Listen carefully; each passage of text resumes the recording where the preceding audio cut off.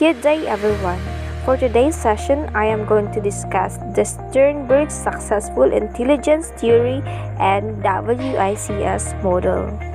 I am Erica May Estoca Lanzuela, your discussant for today. Let us know who is Robert J. Sternberg.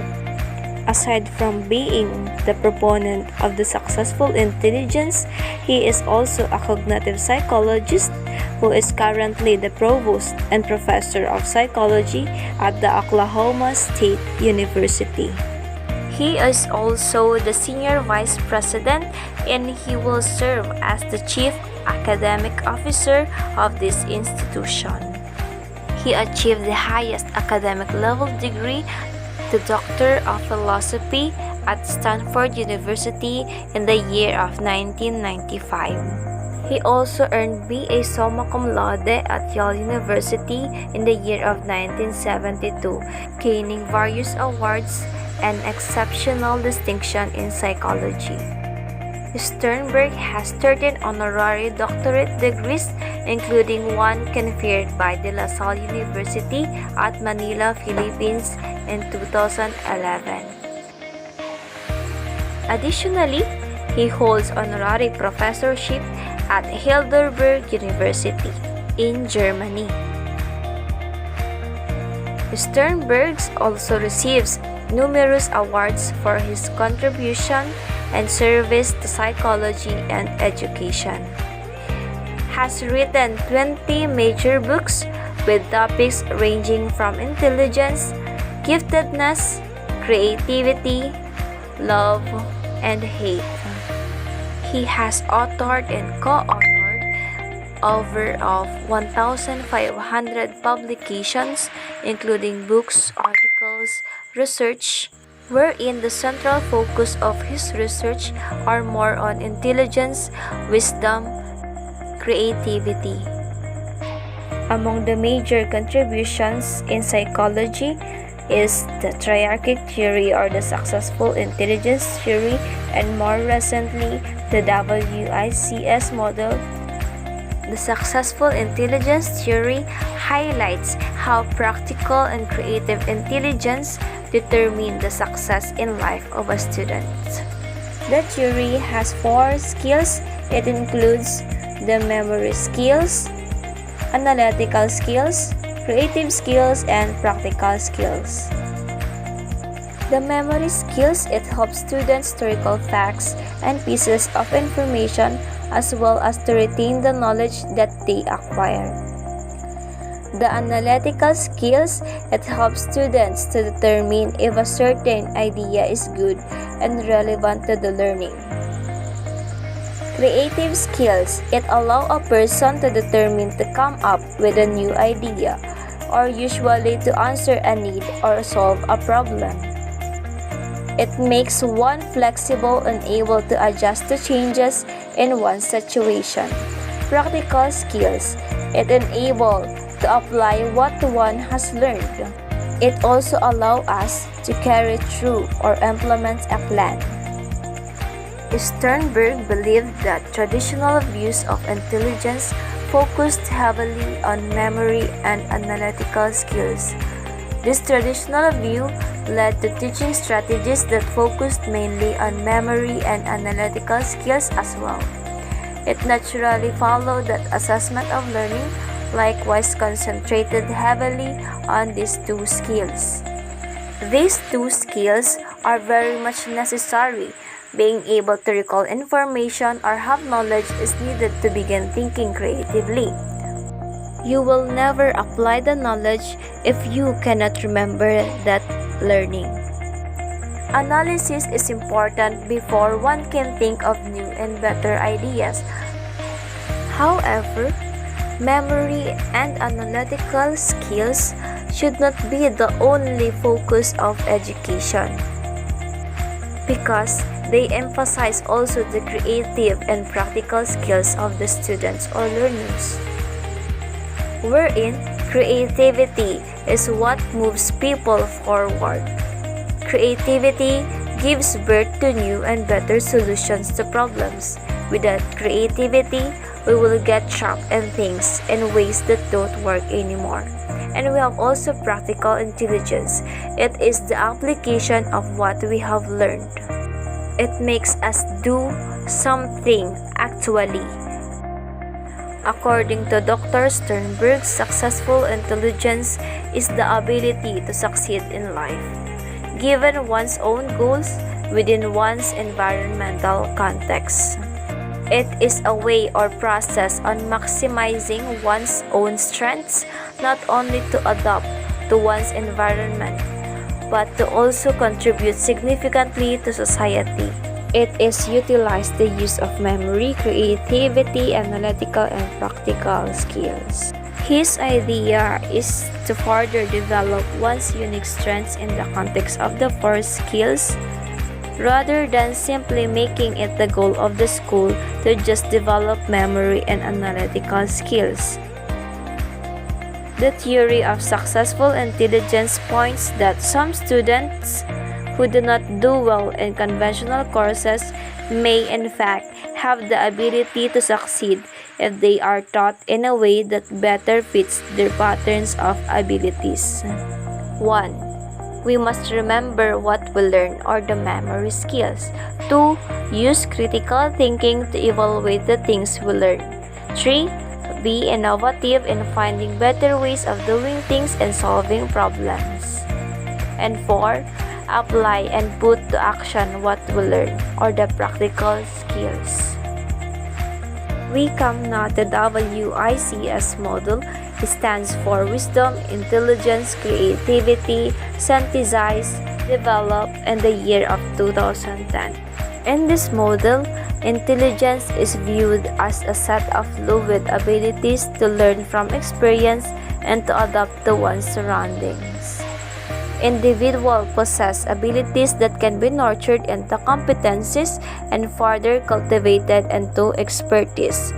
The WICS is a more recent model of how humans think and reason that can help us understand how students learn most effectively.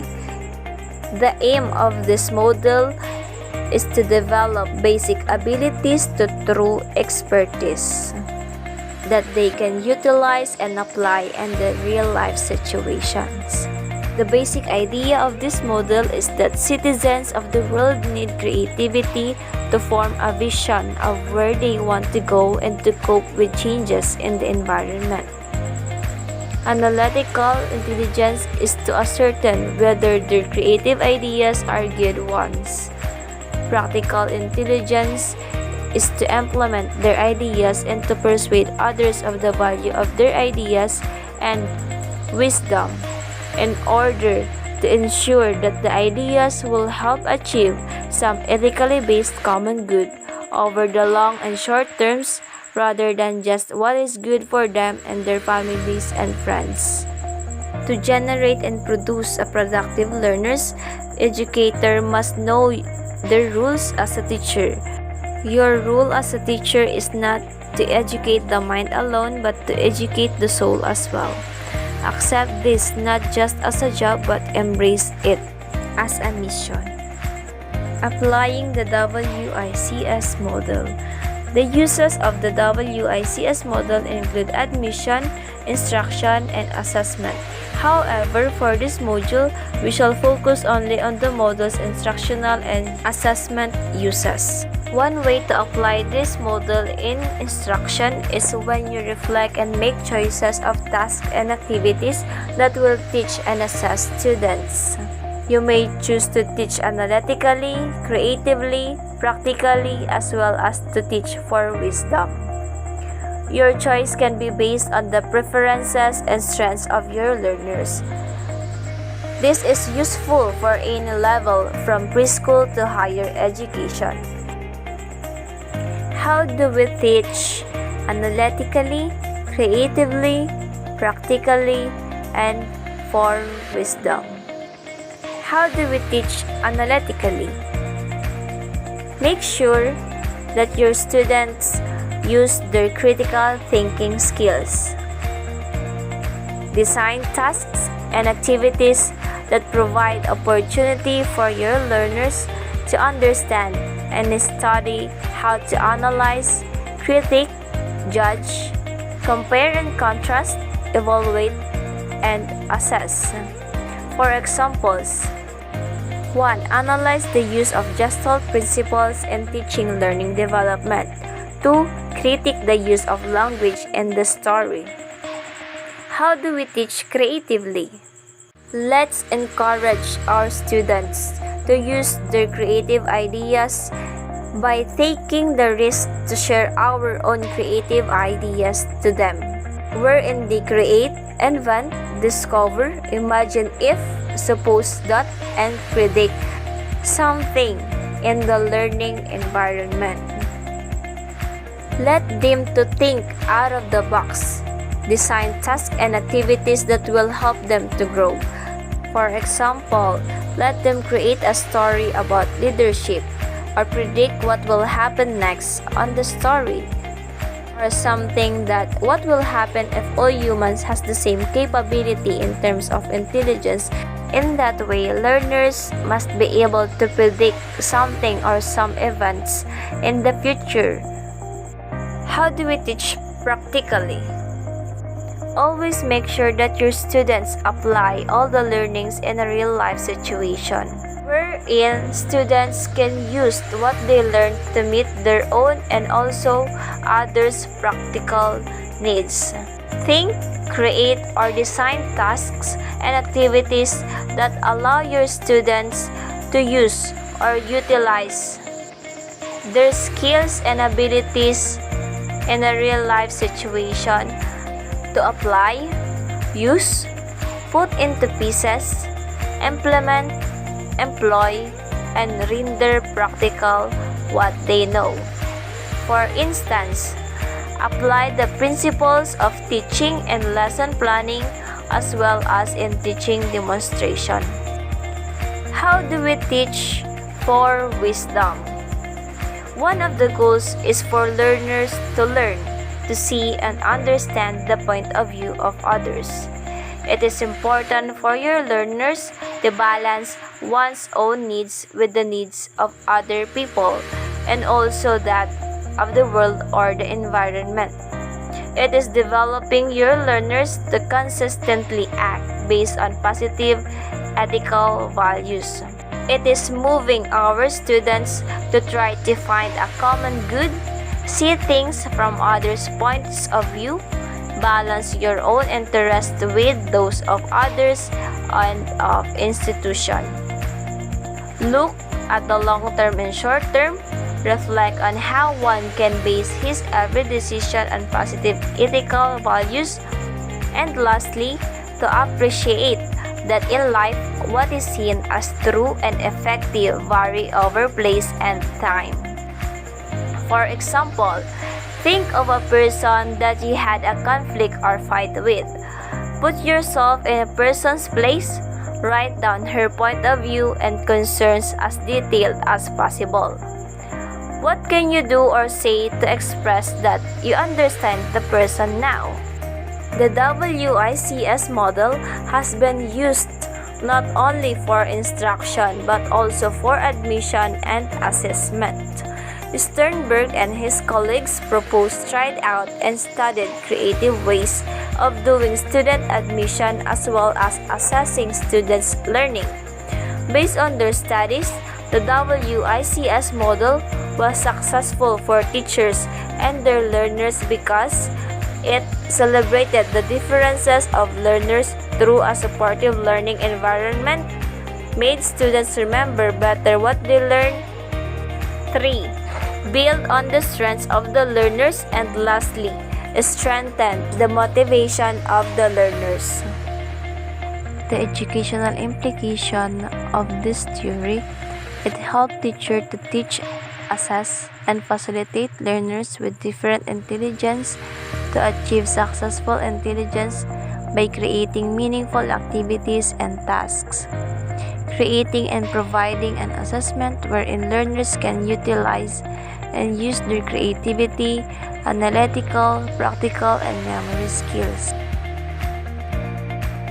It is also a guide on how to teach students to learn how to solve, surpass obstacles in learning as well as in life by putting a balance on the four skills.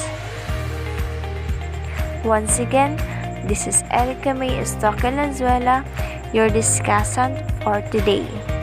Thank you!